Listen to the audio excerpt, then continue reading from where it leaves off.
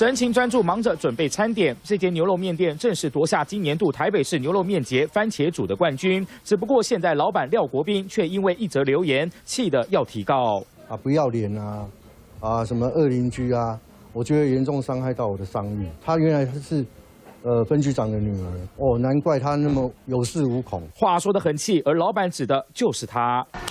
今年万安市3号演习才有预告全国不分区的方式。宣导片中穿着女警制服，女主角就是台北市中正1分局局长陈明志的网红女儿。日前因为前行政院发言人牛肉面风波，在网络上爆出口怒骂媒体，引发争议。就连他过去在店家的留言也被起底。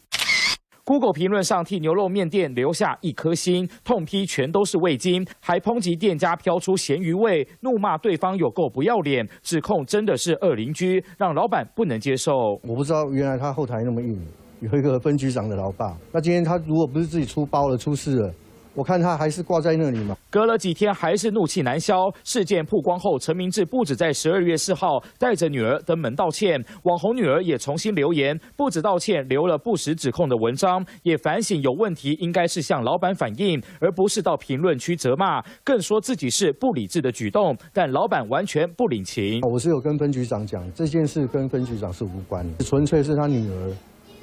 要为他自己的言行负责。当时如果你把他拿掉、撤掉的话，可能也没有今天这些事了。我觉得我很愧疚了，没有把小孩教好。尽管陈明志过去也为女儿惹出的争议上火线表达歉意，也写下136字道歉文，但现在面店老板坚持提告，恐怕这次也让网红女儿真的学到教训。